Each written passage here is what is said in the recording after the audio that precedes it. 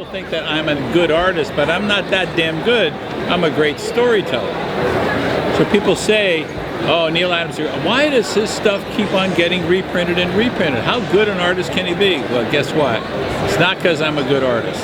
It's because I'm a good storyteller. If you're not a good storyteller, you're not going to be hired. Most of the best comic book artists are good storytellers. There's comic books, there's comic books, there's comic books, let me see, comic books, and then comic books, and storyboards and animation and comic books, and then comic books. I think we're taking over the world. Try to understand. We are winning. The guys who said comic books were crap are losing. They're going to continue to lose. We're going to continue to win. We're taking over the cultural capital of the world. And you know what's good about it? We're not going to fight any wars. It's all creative, it's all smart, it's all interesting, and we're going to make a happy civilization, because you know what? Everybody in the world likes comic books. And even the people who insist they don't like comic books and they've never seen comic books and they've never read comic books, we're sucking them in. And they're going to become comic book fans, creative art fans, and we're going to have a cultural revolution in the world that is begun by comic books, and it will spread to everything. I'm a storyboard artist on Adventure Time, and I also draw comics. I pretty much just draw all the time. Well, I've been drawing since I was a little kid. I grew up in a pretty large family, and my older brothers would draw, and so that's kind of one of the ways we would interact is my parents would roll out a big roll of paper and we'd all just draw these huge battle scenes, and we'd just sit there and do that all day. And yeah, I probably started drawing as soon as I could. The first job I ever had doing art was in high school. I started drawing comics for a paper that we got in my, I used to take Latin. And so I started doing cartoons for the Latin paper, and that no one saw, called the Pompeiana Newsletter. But I would just kind of like, I'd be drawing all the time. People would just ask me to do things, paint signs or murals, or I'd just take whatever job I could get, you know, like. So I guess word of mouth, that's pretty much how I started out. I've had a few jobs on Adventure Time. I started out as a designer, which is somebody who draws the final version of the characters for the animators in Korea. So we have to draw like front and back side versions of characters. We have to draw props, like anything that the characters pick up and move. We have to draw that. We have to draw effects, like if there's an explosion, we have to draw that. So I did that for a year. And then I became the lead designer on the show for a few years. And that's just somebody who still does designs, but then you're in charge of organizing everything and giving notes to other designers, and you have to go to breakdown meetings and pick out everything that it should become a design for that episode. And now I do storyboards. Basically, we get an outline for the show, which has all the story beats, and we take that, and usually storyboard teams are teams of 2 people, and we split the episode up, and we just kind of jam out, and we're pretty much writing the show. So we write all the dialogue, we have to figure out all the action, and we have about a week and a half to go through the entire episode, and then we paste it up on the wall and pitch it to all the other boarders and the writers. And kind of like you get a feel for what jokes are working and what things aren't. And then we go back, we get notes, and we go back and fix everything, and then we pitch it again and get more notes, and then we do cleanup, and we go through and we redraw everything, but we draw it really nice, and we have to pose everything out, like if someone's grabbing something and lifting it up, we have to draw poses for each of those, and yeah, and then when we're done with the storyboard, we pass it on to the next stage. So I feel like there's a lot more pressure to make the show good. Before, we could get away with a lot more things because they weren't paying attention to the show that much. But it's also cool because of the success of the show. they have faith in our abilities to like keep creating a good show. So I think we get, even though they're paying attention more, we get more leeway because, you know, like we have a proven track record now, and you don't want to like mess with the formula, you know, like you want to let people do their thing and keep being creative and innovative. And you want to keep the people writing the show excited about the show. So my name is Derek Hunter, and I'm a designer on Adventure Time for Cartoon Network. I design the backgrounds and the environments for each episode.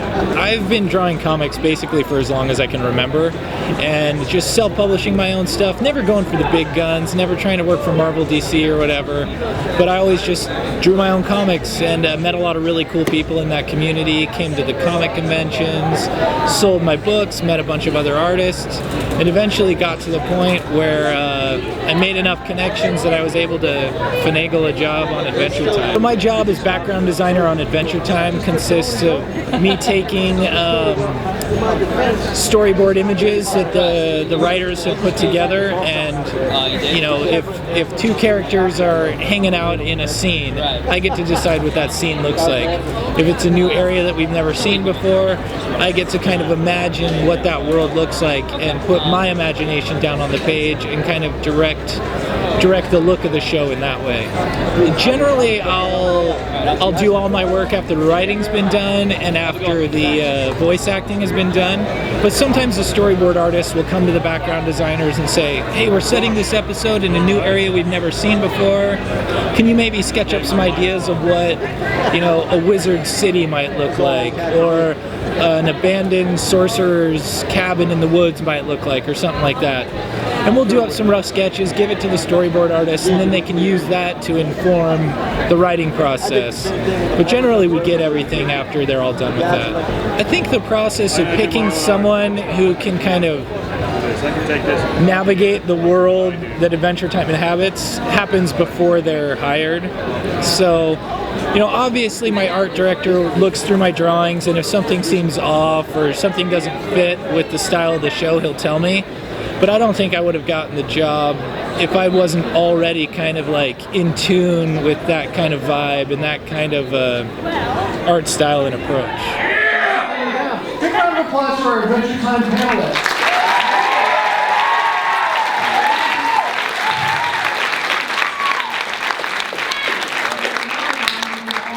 You're raising your hand, and I haven't even asked the question yet. Adventure Time, you know, not only is like reaching, I don't know, 4-quadrant demographics, old people like it, teenagers like it, young kids like it. There's just like, there's so much to enjoy about it for all that wide range. But here's the weird thing to me, like, cynical fanboys are on board with it. Is it, like, we're at a comic book convention. Like, what's it like for you to not have haters? Does that feel odd? I mean, because really, it's strange. It's just like, where's the guy going, oh no, it's, you know, only posers like Adventure Time. That guy doesn't exist. I don't know about you guys. There are people who offer criticism though. Literally. Yeah. So. It's not a show or a comic or a story about like being cynical at all. So I think it rubs off on people. It's about like, even if people have like bad personality traits like LSP, like she's not always easy to deal with. Like everyone like finds a way to deal with people, kind of let them be who they are and work it through. And we all should be doing that. We don't work very closely with the people who work on the show, so we're sort of watching it as fans to some extent, but at the same time, you know, really wanting to add to the world as much as we can to really push it while still being faithful. And we're both really inspired by a lot of the people who work on the show. Like a lot of times I'll draw a Jake that says that's an anti-Jake.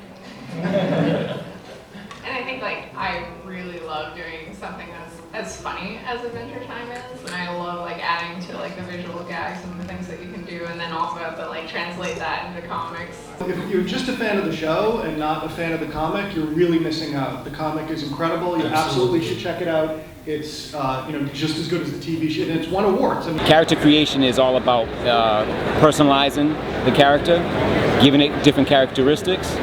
So in terms of like an approach to it, It's deeply personal, deeply individual.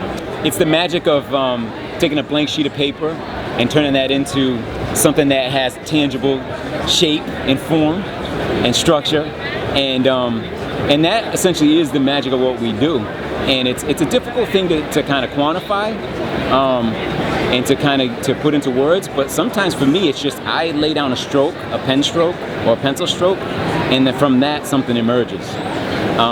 Whether that image is in my brain fully formed and it takes a little while for my hand to react to it, or it's something that just literally just comes out of nowhere, I don't know. But it's part of the process. I was brought up in an era where it's you do like individual sort of like thumbnails, sketches that are so loose that all they do is capture the essence of the idea, not necessarily the detail of the idea. And that's the biggest part of it. I think people have lost track of that. That you gotta kind of work through the process, work through the image, develop it, build it, and then go in and kind of do sort of a more finished, more polished version of it. And I don't think people kind of realize that. Do some thumbnails, do some roughs first, and then go to your finish. And what happens is you kind of build a more complete story if you kind of build those little building blocks along the way. So the variety of characters I've done is pretty predominantly are Marvel based. I've done a majority of my work is for Marvel since I've been in comics. But as far as the characters are concerned, the variety of characters, when we're working on them, it's like dealing with actors as well. You're going to have those kind of convince or sell those different personas of each of the characters, like, you know, how majestic Thor looks with his hammer, and like, you know, make sure you kind of like invoke that in the picture itself, or how, you know, ferocious like Wolverine is in a specific, you know, fighting scene, or even just he could just show his tender side also when he's just like, it's just like a talking panel with like, let's say Jean Grey or something like that. You'd want to, you know, show like a softer side of him, but still show that grit with him. So it's really, you know, you gotta step back and think about each of the characters that you're doing to just try to, it just helps you know, sell the characters more on the page, where their personalities will show, even though it's like, you know, in a comic. I grew up with these Marvel characters, so I'm pretty familiar with the history. But let's say if I take on create your own character out of nowhere, or another company's characters, and I'm not familiar with it, my butt's Googling somebody, or I'm calling up different artists that I know that worked on the books, and, you know, get a feel for it, you know, the style, or way maybe a certain artist that I really enjoy how they handled it, what their approach was, because that's what I would probably want to like, you know, add into my kind of like interpretation of the character. My Little Pony, friendship is magic. The one, the only, Miss Katie Cook.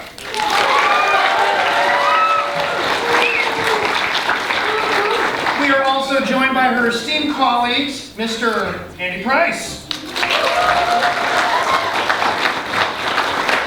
And last but not least, you love her to death, I know I do, Miss Sarah Richard.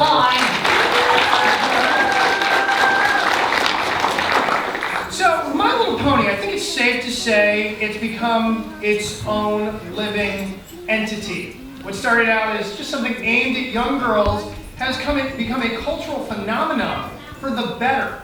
What has it been like just to get involved with it to begin with? We'll start with Katie. Well, for me, you know, I originally, my brother is a big brony, my older brother, and he came to me and went, "Are you watching the new My Little Pony?" Like in a hushed tone, like, "Well, no, I'm not Lauren." "What do you mean?" And he started me on it, and I binge watched all of season 1 and half of season 2, which was where it was to that point. And then I tweeted out, "I really like the new My Little Pony." And I got an email from Bobby Curto and said, "Hey, we're doing the comic, you want to write it?" So that's how easy it is to break the comics.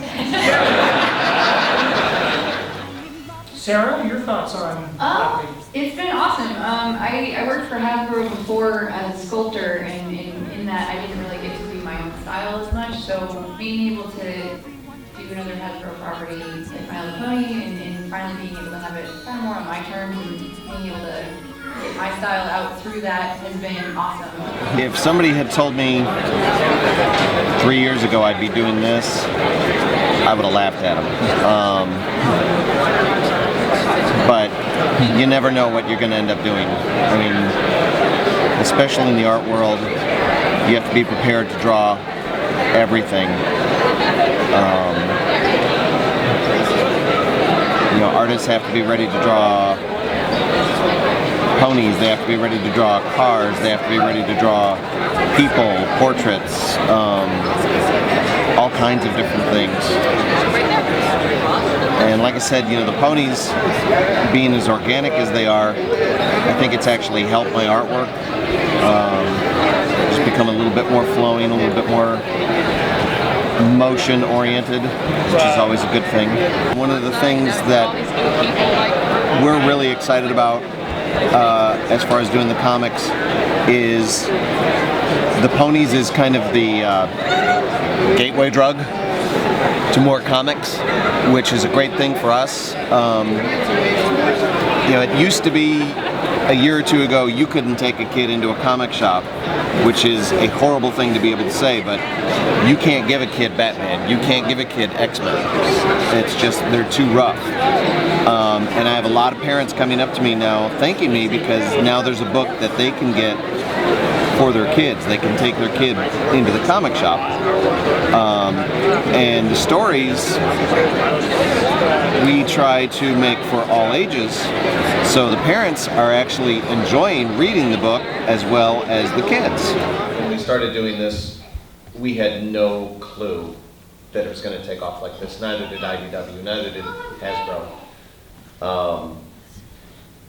You know, for a franchise that has been around since 1982 to suddenly do this is phenomenal. How are you reflecting on the Kubert School experience? How much of an effect do you think it had on your career as a professional? It had a major effect. I mean, I was there a long time ago. I graduated in 1990. But the school was immeasurable in the information that you get. The staff was great. It's a very unique experience. I mean, the building is an old high school. You know, very small classes, so everybody gets kind of individual treatment. It's an environment that I actually still miss to this day. Very, very creative environment.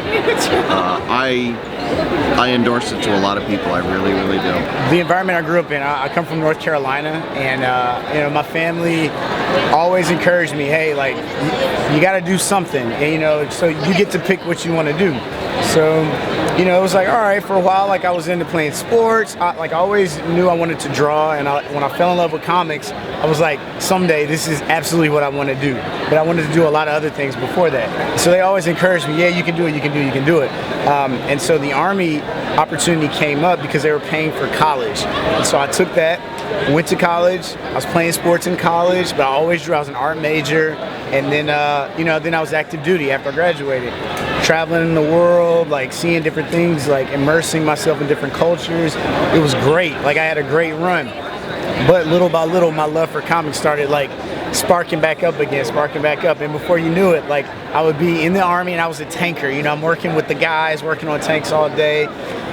But all I'm thinking about is what's going to happen in Batman? What's happening with the Justice League? Oh, what's happening with Wolverine these days? You know, and I was in Europe, so I didn't have access like I do now in the States.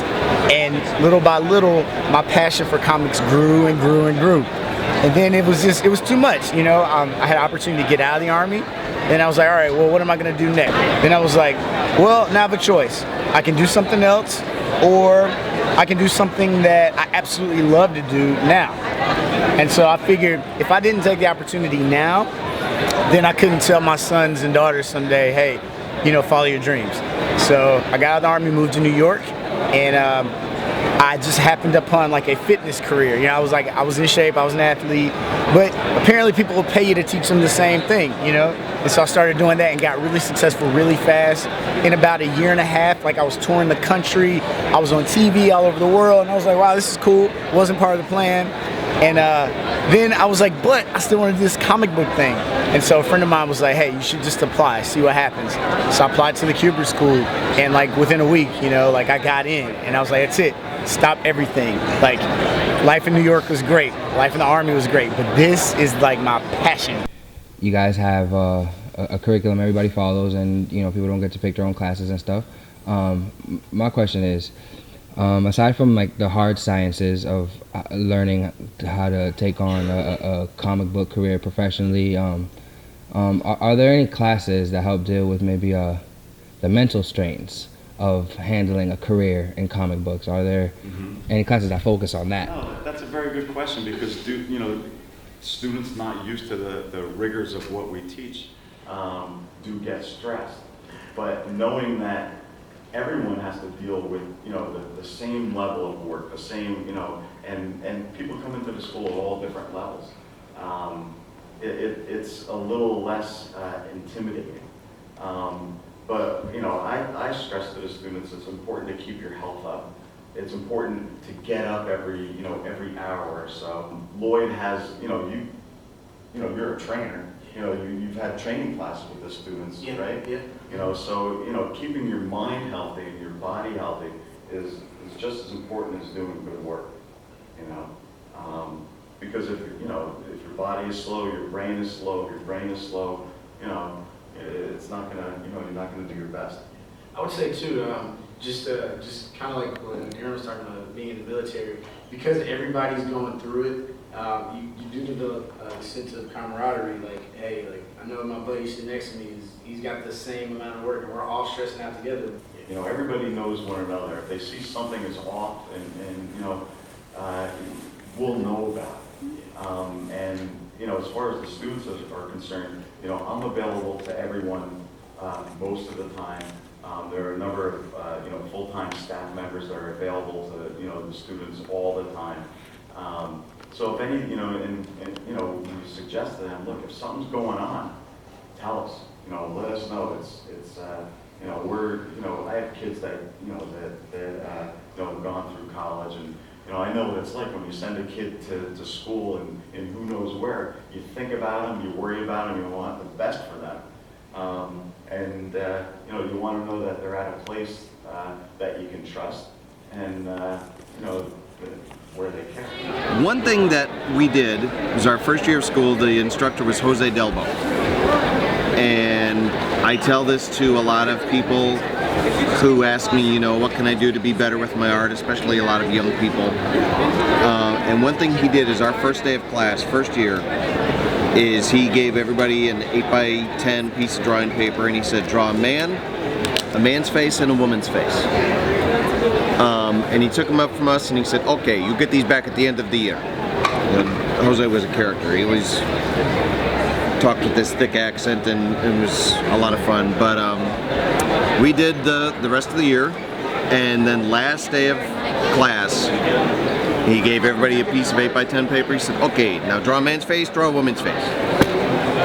And when everybody was done, then he gave them back their original drawings from the beginning of the year. And you could see the progression that was made in a year of practicing. And it was an incredible difference to see that. So I tell a lot of people to do that.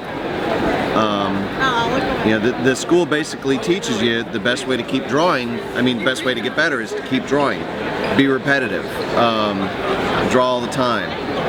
And that was a great example of that whole lesson, just summed up into 2 little days. Draw this, now draw it again a year later and see how better you are. The thing about this craft is a lot of people don't know all the work that goes into it. You really, if you don't love it, it'd be really hard to do because of the fact that you got to sit down and draw all day long, pretty much. You got to put your time in. It's the only way you get better, and that's the only way you stay productive. You can't think about it. You can't imagine it in your head. It's not going to happen. You got to put time in at the table, and that's what the school teaches you. We're in class 8 hours a day, but you're going to have 6 hours of homework every day, and so that's every day for 9 months out of the year for 3 years. And so you get used to 5-hour nights, or nights where you only get 5 hours of sleep, 4 hours of sleep. And then you realize oh my gosh, I really love this. I feel alive when I'm sitting down drawing. And so the school does a good job of mimicking that environment, that atmosphere. And with that, you know, like now, since I've graduated, like I know like I gotta do the same thing, you know, but I'm conditioned to it now. It's like boot camp, you know. They teach you like how to be a soldier. At the school, they teach you how to be a professional. So now it's not a far leap for me to put that time in to be successful.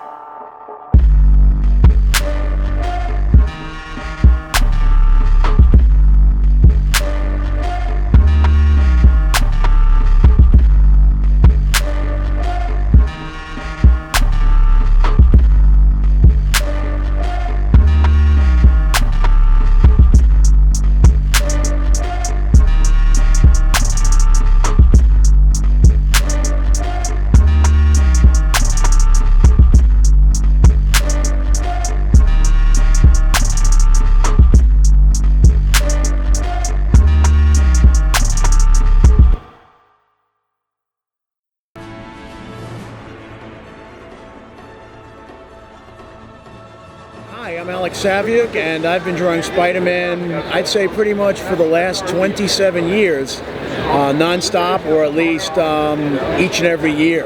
I got introduced to the character when I was very young, and Spider-Man #1 actually hit the newsstands when I was about 10 years old, so I was fortunate enough to be able to get I didn't get a copy of Spider-Man #1 at that time, but I did maybe about a year later, and I only paid 5 cents for it.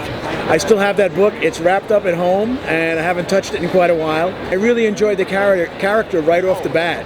And at an early age, I'd been trying to draw my own comics and stories. I grew up with Superman and Batman, then I got introduced to Spider-Man and the Fantastic Four, and so I started to draw those characters as well. And Spider-Man was always very, very challenging to draw because of the way he could swing through the city and jump up and down from building to building and all the different positions that he got into. And also the webbing. The webbing was a nightmare for me to try and draw as a little kid. But I kind of stuck with it as time went on. I'm not saying that I was drawing Spider-Man a lot because he was so tough to draw. Spider-Man has been a mainstay for me for so many years.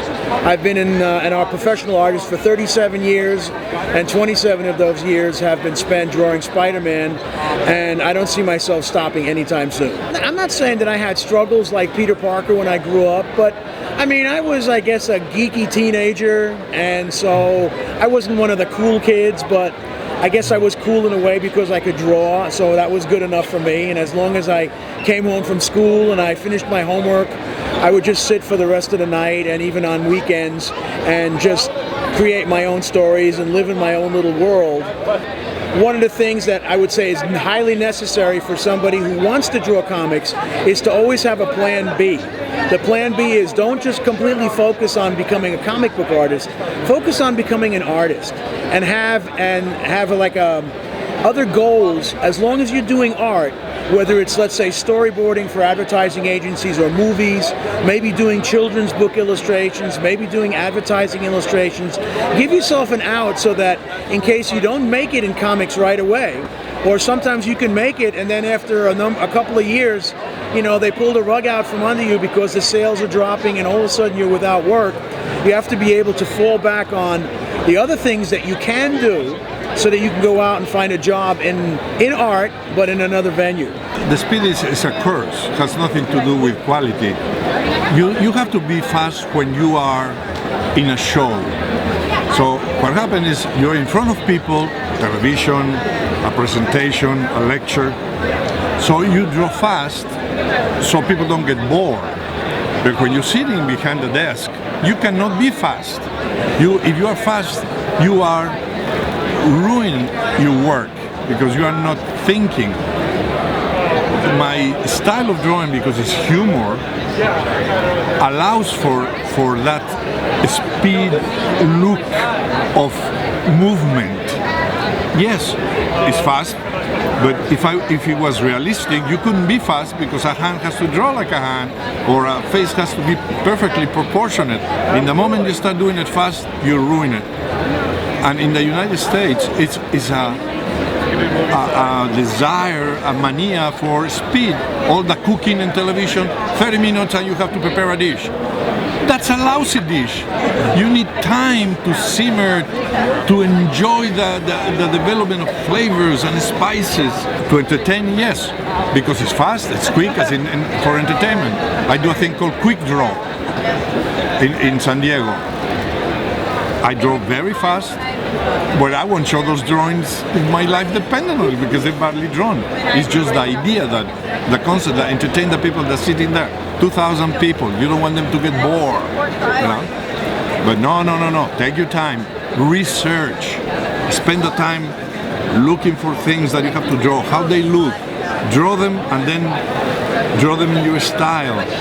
Take time, lots of time, don't draw fast.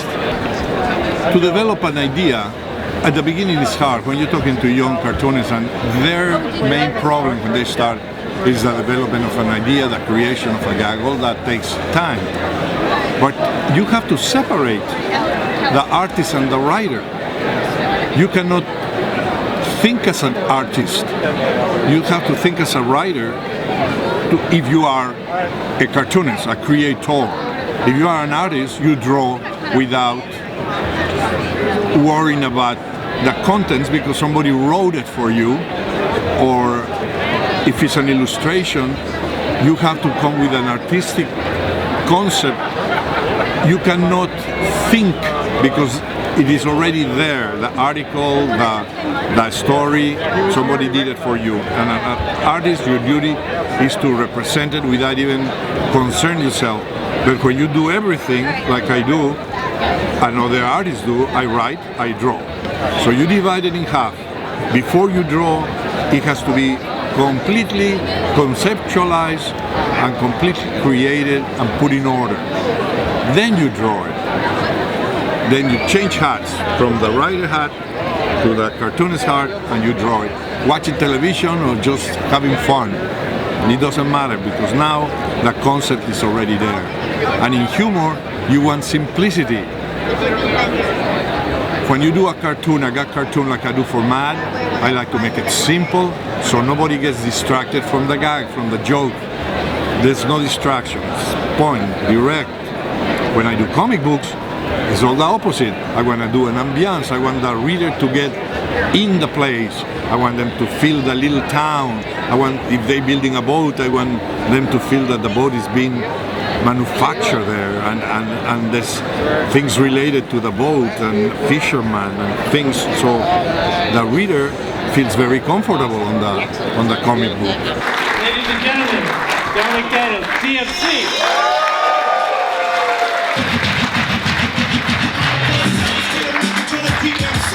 Hey, what's up, everybody? Sorry, I had to pee. Sorry. So what's up, y'all? Thank you for being here, and I'm glad to be here. Now you're like soon to be the king of comics.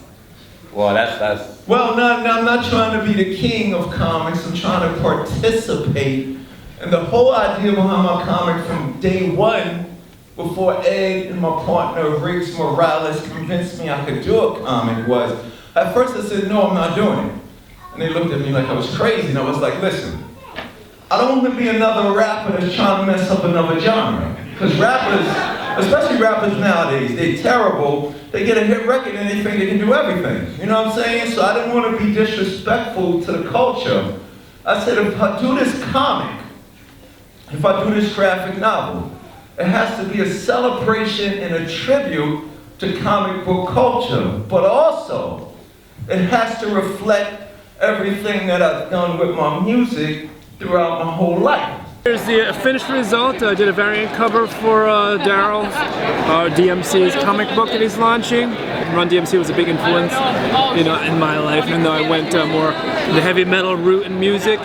You know, there was always some respect for DMC. You know, just like there was just he stood out separate, and the crew stood out separate from everybody else. So I generally don't like rap, but there's always a place for Run DMC. You know what I mean? That's how, you know, how transcendent he was and that group was. So when I was buddies with Edgardo, who was the editor-in-chief for the company, and I was already, you know, he curated exhibits before, and I was part of a previous art exhibit for him. So I kept in contact, and he's always getting himself into stuff. It's like, how is he? You know, he's a gallery curator, and all of a sudden he's like editor-in-chief of comics. That's just how Edgardo does stuff. You know, you never know what he's going to do next. So he's telling me he's doing something for the DMC, and is he want to do a cover? I said, of course.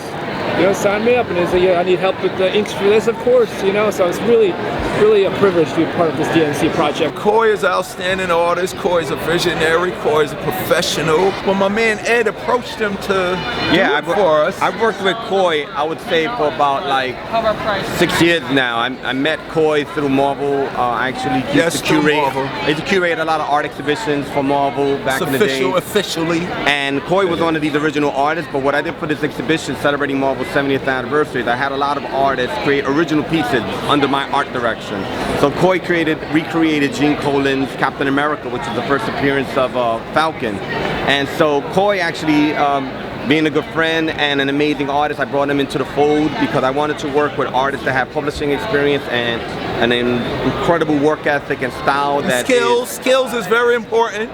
Styles that transcend all genres. Right. So Khoi actually came in, he worked on one of the chapters of the final graphic novel with Sean Crystal, and one of my favorite covers, and one of his favorite characters of all time is Incredible Hulk. So one of my favorite covers is by Jim Steranko, which is the Hulk Annual #1. So we lifting the world like Atlas. Yeah, so we recreated that image and we made it the cover to the Boston Comic Con exclusive. So, and we only printed 100 of these. I think we got like less than 30 of these left today. And like you said, we want to incorporate all artists, all writers, all pencilers, because that's what hip-hop is.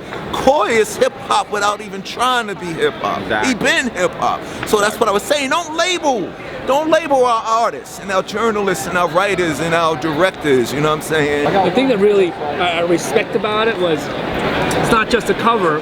I can't take credit for this cover because it's an homage cover to a Steranko classic Incredible Hulk cover, you know? And when Edgardo approached me, he said, I'm looking for artists to do homage covers to existing classic covers. You know, so to me that said a lot about the project. It wasn't just some newcomer coming into the game. It's like these people, you know, the fact that Edgardo is saying I want homage covers, you know, Darryl really knows his comics. He knows and appreciates, you know, the comic history of things. So that's how this all started. I'm really excited to see where it's going. It's pretty neat. He said Khoi Pham is hip hop. You know he's hip hop. I didn't know. I really didn't know. I went to his.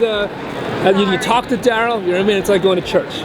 It really, don't you feel like? I mean, you talk to Darryl, it's like, man, like he's got something about him. He speaks to everybody's spirit. You know what I mean? It really brings out the true essence of as he calls it, hip hop. You know what I mean? But it's just your genuine self, your authentic self. You know, and he really gave me a real appreciation for hip hop and the culture. I mean, I know what it is, you know, but I didn't really know what it is. You know what I mean? So talking to Darryl, and I mean, it's really just infectious. Talking to the guy really just makes you feel good about yourself and about what you're doing. So I appreciate that. The reason why I thought I'm legit enough to do a comic isn't because I'm DMC. before I ever picked up the microphone, before Reverend Ryan came over my house and found my English book where I used to write my rhymes, and he found my English book and saw all these rhymes, and he just looked at me and said, yo, I remember that. He said, when Russell lets me make a record, I'm putting you in my group. I was in 9th grade, and when he said that to me, it was like he was talking another language. I was like, what the hell are you talking about? Before that happened, I went to Catholic school my whole life. Straight A student, honor roll every time, 5 and 6 stars across the forehead. Yes, that's gangster and that's powerful. Now I went to Catholic school. I went to Catholic school, and where I lived down in suburban lower middle class Hollis, Queens. To get from my house to school, because I went to Catholic school, was total hell. And what I mean by that was, by me wearing a uniform, I was a mark. Because all the kids in public school, all the gangbangers and all the bullies, this was their thought. Oh, you got a uniform on. You go to Catholic school. Your mother and father is rich because they paid for you to go to school. Run it. So I got my money taken all the time. I got teased the whole 9. So getting from home to school and school back to home was terrible. But before hip-hop came over the bridge from the Bronx to change my life, I had my comic books. And what my comic books did to me was, it educated me, because the subjects that I learned about in school, when I would open my comic book and read Captain America, oh man, I just learned about World War II. But now I'm in World War II with Captain America. Oh, I just learned about astrology and science, so I'm reading Iron Man and The Vision and all the comic books. So everything that was real in the real world to me, I was getting a real online induction into it through my comic book. Secondly, the comic book gave me confidence. The comic book also empowered me to the point where the next time that guy comes to take the money, I'm going upside his head like the Hulk. I used to take my blanket, put it on my back, and pretend I was Batman. But now, all the little kids just didn't want to be Superman, Spider-Man, and Hulk, and Batman. Now, all the kids want to be the real-life superheroes that live and breathe in our neighborhoods. Everybody wanted to be Grandmaster Flash. We got to get those turntables in the mixer. So what made me kind of what made me put down the pen that I used to draw with the pencils that I used to draw on my tracing paper, because I wanted to draw like all the artists that was drawing Marvel. Eventually one day, I was able to move the tracing paper and draw Captain America, Spider-Man, Iron Man, and open out the tracing paper. If you listen to King of Rock, the King of Rock, I'm talking about being the best MC, but when it came to telling you what I do, y'all didn't know that when Run says I'm DJ, because Run wanted to be a DJ. Run said, I'm DJ, Run, I can scratch. I said, I'm DMC, I can draw. So my brother came to me and said, yo, we gotta get turntables. And by the look that he had on his face, my look was like this. And it was like, please don't say those words. He said, we gotta sell our comic books to get turntables.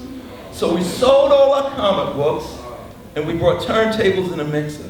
So here I sit now, over 30 years later. Darryl and I came up with the whole idea that Darryl by day would be a teacher, by night would be a superhero. Because if I wasn't rapping, I'd probably be a teacher. And then, or I would be drawing the funny papers in the comic books. So we came up with the stories, and I said, let's set the story in the 80s, because if Darryl never became DMC, the King of Rock, he would have become a teacher, and that would have happened right in the beginning of his career, so right in the 80s. So we went back and we put together not only amazing artists that have publishing experience with the big two, but I also reached out to a lot of wild style graffiti artists. So our book was all about representing all the different styles, all the different generations. All the flavors. I'm not going to bore you with 1,000 issues of just me, because if you think I'm bad, wait till you see what's coming.